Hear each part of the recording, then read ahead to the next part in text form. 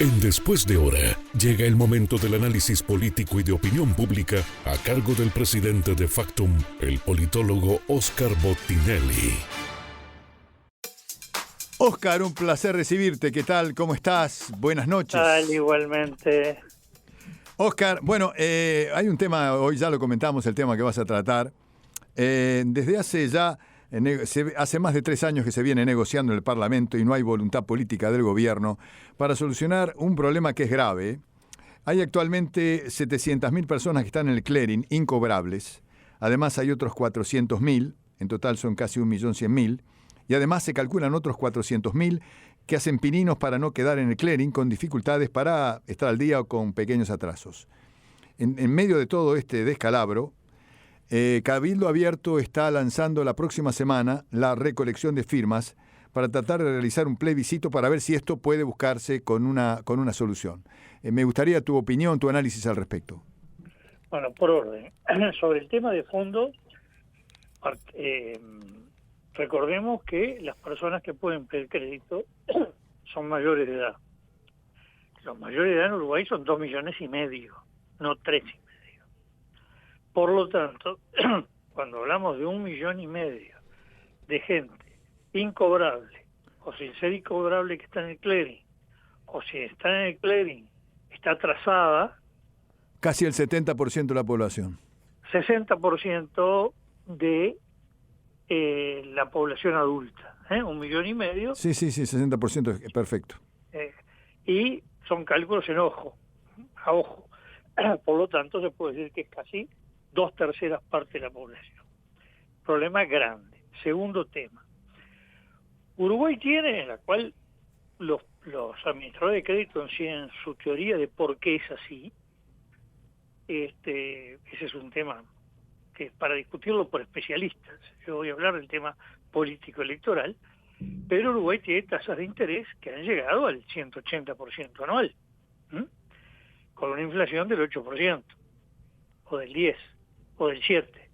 Vale decir, una tasa de interés que antes se decía que el tope era 12%, eso está en el viejo Código Civil, y que en muchas prácticas se decía, no, lo normal es 5, 6, bueno, 12 con inflación del 8, debería estar más o menos el 21, 22%, no en el 180 o en el 100.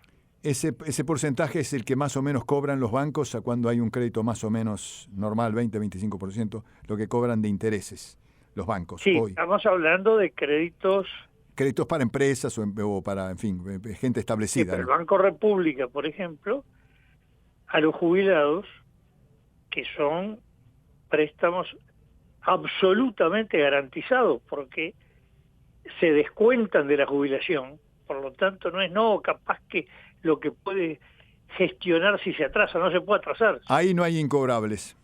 No hay incobrables y no hay atrasos, y la tasa, no sé en este momento cuánto está, pero andaba como el 40%. Y debe ser la tasa más baja también del mercado, te aviso. Del Banco República. Debe ser además la más, pero 40%. Ya es alta igual, Ahora, un préstamo que no importa que sea chico. Primero, no da ningún trabajo, pues ya es todo electrónico, ¿no? El pedido, la concesión y el cobro mes a mes. Es todo una programación informática.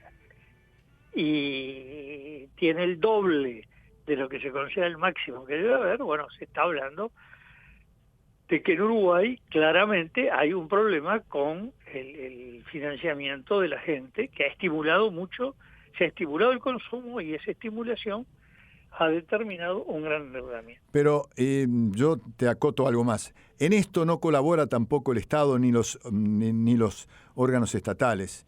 La Intendencia, el BPS, DGI, te atrasás y te matan con los intereses. O sea, también son terribles leoninos y están esos intereses avalados por leyes que se aprobaron algún día, ¿no? Sí, no. El caso del Estado, el más frecuente, Banco de Previsión Social, por ejemplo, DGI, está primero una multa, que de hecho es un interés. Sí, es el 20%. Si no pagás en tiempos en 20%, ya al otro día es un 20%. ¿No? Empezás por eso. Ya empieza por la multa. y después intereses, que solo ocurren cuando la persona le debe al BPS. Pero cuando el BPS tiene que devolver y devuelve 1 o 2 años después, no paga un solo interés por ese crédito que se autoadjudicó, que fue no pagar lo que le debe devolver a alguien. Le devuelve el capital nada más. Por ejemplo, el Tribunal de Contencioso Administrativo vive condenando al BPS, sobre todo hasta el periodo anterior. Vamos a ser justos, en este periodo una norma que el Banco de Previsión Social violaba sistemáticamente dejó de violarse, ¿no? Pero el BPS aplicaba una norma que tenía cientos de sentencias del Tribunal de Contencioso Administrativo declarándola ilegal. Se la sigue aplicando ¿por qué? Bueno, porque si a uno se le aplicaban una cantidad suficiente que le valiera la pena esperar un montón de años y gastar en abogado, la ganaba. Pero si una persona tenía pocos recursos, le costaba ir a un abogado, le salía mucha plata, el BPS a todo el micro y pequeño se le quedaba con el dinero. Y los otros iban al TCA, al Tribunal de Contencioso Administrativo, al cabo de años ganaban, y el BPS podía tardar 1 año o 2 en devolver el dinero. O muchos morían en el trayecto. Y sí, no, pero además lo devolvía al valor de cuando se inició el juicio. Sí. Toda la pérdida de valor del capital no lo compensaba, pero además no pagaba intereses que tendría que pagar exactamente los mismos intereses que cobra. Si alguien se atrasa con el BPS tiene que pagar una barbaridad, esa misma barbaridad tiene que pagar el BPS. La voracidad del Estado, lo que conocemos como voracidad del Estado. Exacto. Bueno, acá hay voracidad de todo el que tiene poder en materia de ser acreedor. Esa es la realidad. Bien, desde el punto de vista político, lo que ocurrió que este tema está planteado desde el comienzo de la legislatura. El planteo básicamente fue hecho por Cabildo Abierto. Se discutió muchísimo en comisión y se llegó a una solución en comisión del Senado. Va al pleno de la Cámara de Senadores, esto fue creo que por noviembre, y cuando entra el pleno de la Cámara, primero, del sector astorista, vergarista, digamos, ahora es convocatoria serenistas progresistas, expresaron que les rechinaba votar eso, que estaban en contra de ese tema que topeaba intereses, o más que topear, porque iban a reestructurar las deudas de los grandes, de todos estos deudores, de la gran cantidad de pequeños deudores. Y entonces, y además, Penades pide a nombre del oficialismo, del gobierno, del Partido Nacional, que vuelva a comisión con todo el apoyo del Frente Amplio, y el tema que iba a ser tratado, aprobado por unanimidad de la comisión, aprobado por unanimidad de la comisión, vuelve a la comisión, no se aprueba en el Senado. Y sigue congelado, y que se presenta un proyecto y otro, y que el Banco Central o el subpresidente dice, vamos a enviar un proyecto, nunca llega el proyecto. Pero además los proyectos que se presentaron eran para que lo hiciera el que se acogiera a la reestructura fuera una gran empresa, porque era ir a negociar con abogados de una parte y de la otra cómo se iba a reestructurar la deuda. No era para el que compró una heladera y no la pudo pagar. No era para Juan Pueblo. No era para Juan Pueblo. Bueno, al final Cabildo Abierto dio un paso que ha generado mucho estridencia de plebiscito constitucional. Aclaremos una cosa. En Uruguay, que es uno de los países del mundo que más plebiscitos tuvo, lo que técnicamente se dice actos de democracia directa tiene, y sobre todo el que tiene más en América, en las Américas, no solo América Latina. Desde el 28 de noviembre de 1917, que fue el primer plebiscito constitucional, hasta 1971, realmente los plebiscitos eran casi todos Hubo uno consultivo sobre a qué departamento debía pertenecer Cerro Chato, que está montado sobre 3 departamentos. Hubo uno contra el precio del boleto Montevideo en el año 51, un referéndum, y todo lo demás fueron plebiscitos lo que llamamos orgánicos, es decir, cómo se estructuraban los poderes del Estado, si había presidente de la República, si había en lugar de él un Consejo de Gobierno, cuántos miembros tenía el Parlamento, etcétera. Pero a partir de quiero aclarar que de 1934 al 71, todas las elecciones hubo un plebiscito con la sola excepción de la elección del 54. Tampoco hubo en el 84 al restaurarse las instituciones, y del 89 acá siempre ha habido plebiscitos, 1 o 2 en cada elección.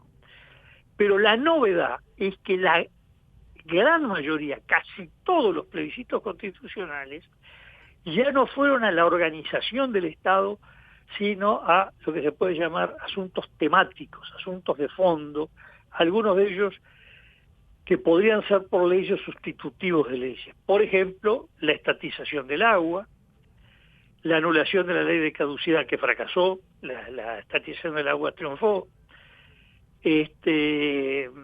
Antel. Supuesto, no, Antel fue referéndum, Tenés razón. no plebiscito constitucional. Tenés razón, me confundí. Bueno, y ahora la vía que recorre Cabildo, después vamos a hablar otro día de la que resolvió recorrer el PIT-CNT, pero todavía no aterrizó el proyecto de cómo va a ser, ¿no?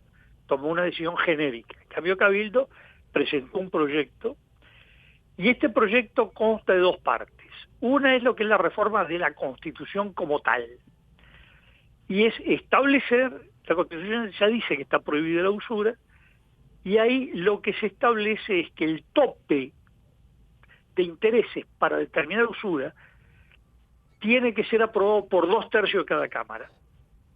Actualmente es una ley que aprueba simple mayoría, y lo otro que establece que no puede delegarse quien fija el tope, porque la ley actual de 2007 establece que el tope de usura lo fija el Banco Central tomando en cuenta el promedio de los créditos que da la banca privada.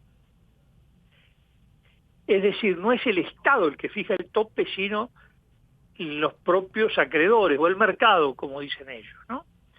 Y la reforma es no, tiene que ser el Estado a través de una ley. Y la otra parte del plebiscito tiene 2 partes. Establece un tope que es alto, 30% por encima de la inflación, digamos, 30% de unidades indexadas, que da un 40% de tope, pero por todo concepto, ¿no? Intereses, moras, recargos, multas. Nunca puede pasar por todo concepto ese porcentaje. Y lo otro que fija es la reestructura de toda deuda relativamente chica. Es decir, personas que contrajeron deudas por 200.000 unidades indexadas, no cada deuda, el total de lo que contrajo la persona. Es decir, no es para grandes deudores. 200.000 unidades indexadas son hoy unos $25.000 más o menos, ¿no? Uh-huh. Entre 30.000, 25, 30.000. Bueno, quienes constituyeron créditos por ese monto pueden reestructurar la deuda, se le reconvierte a unidades indexadas y se le aplica un 4% de interés anual por todo concepto. Y de todo lo que pagó se le descuenta. Es decir, quedará debiendo el saldo después de lo que ya pagó. Pero no es que lo que ya pagó va a quedar incrementado por el reajuste, no sé si me explico.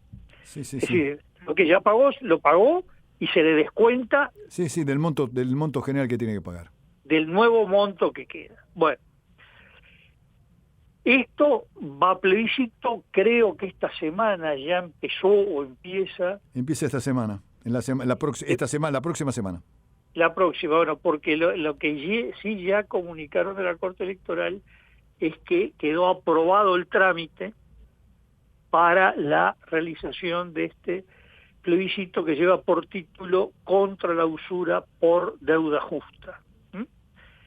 Y ahora empieza la recolección de firmas. A diferencia de un referéndum, hay que distinguir referéndum cuando se va contra una ley, como fue lo que tú decías de las empresas públicas, por ejemplo, como fue contra la LUC, contra la ley de caducidad. Bueno, la empresa pública triunfó, ley de caducidad o LUC perdió. En esos casos se requiere un porcentaje tremendo de firmas, que es el 25% del padrón, que es realmente como el 30% de los que viven en Uruguay. Hay que tener una organización muy fuerte para lograrlo. Y como la tuvo el PIT-CNT cuando empezó todo esto. En cambio, un plebiscito requiere el 10% del padrón, que equivale al 12% de los que viven acá. Son 270 y poco mil firmas, que en realidad lo que se le aconseja a todo el que se le va a juntar firmas, que si puede junte 330 mil. Sí, para que no tenga problemas. Y porque siempre hay un descarte, firmas duplicadas, mal tomadas, esto, lo otro, y si presenta 310 mil, quedan a salvo. Vos que tenés buen olfato, ¿se consiguen las firmas? Bueno, yo creo que va a ser bastante rápido, fácil la obtención de las firmas, porque lo que se ha detectado es que independientemente que la gente adhiera o no, esté cerca o muy lejos del Cabildo Abierto, sí le importa el tema. Y se ha notado gente blanca, colorada, frente amplista, que ha dicho, yo firmo. Porque, bueno, lo que está haciendo no es una adhesión a un partido político. No, es una situación irregular. Es arreglar una situación, no es irregular porque... Pero igual, absolutamente, qué sé yo. Amparada por la ley. Sí, pero llamativamente dolorosa, diría yo, dolorosa para mucha gente. Eso, claro, por eso, no irregular, porque irregular quiere decir que se violaron las leyes. Sí, es cierto. Sino que dentro de la regularidad, bueno, ha creado asfixia económica, financiera, más de la mitad, probablemente los 2/3 de los hogares uruguayos, que es mucho. Entonces, la perspectiva es que seguramente vamos a estar con un plebiscito. Igual desde el gobierno se sigue hablando de que van a tratar de impulsar una ley para que se logre la reestructura. Pero hace tiempo están pero al final nunca se llega a nada. Obligaron a Cabildo Abierto a salir ahora con el plebiscito, no hubo otro remedio porque... Cabildo Abierto, el general Manini, el senador Manini, en noviembre fue que dijo, si no hay solución, incluso había hecho solución en abril, vamos a un plebiscito. Y bueno, fue mayo, fue junio, y en julio bajó el martillo e iniciaron el camino del plebiscito, ¿no?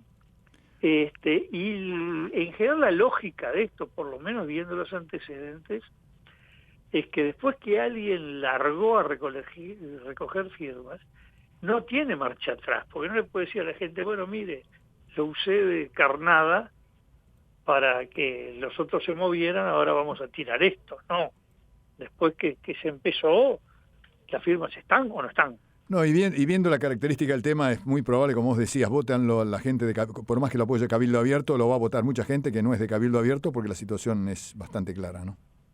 Sí, sin duda es un tema que va a agitar mucho. Hay una actitud bastante negativa hacia esto de la dirigencia del Partido Nacional, del Partido Colorado, del Frente Amplio, pero lo que se nota a nivel ciudadano es un apoyo inicial. Después las cifras lo dirán, ¿no? Bueno, yo creo que vamos a tener el 27 de octubre del año que viene por lo menos este plebiscito, y veremos qué pasa con el otro sobre la seguridad social, pero todavía no se aterrizó, así que no se puede comentar nada. Ha sido un placer tenerte, Óscar, como cada 15 días. Te esperaremos en 2 semanas para que vuelvas con tu análisis tan profesional. Cómo no, hasta dentro de 2 semanas. Muchas gracias. En Después de Hora, este fue el análisis político y de opinión pública a cargo del presidente de Factum, el politólogo Óscar Bottinelli.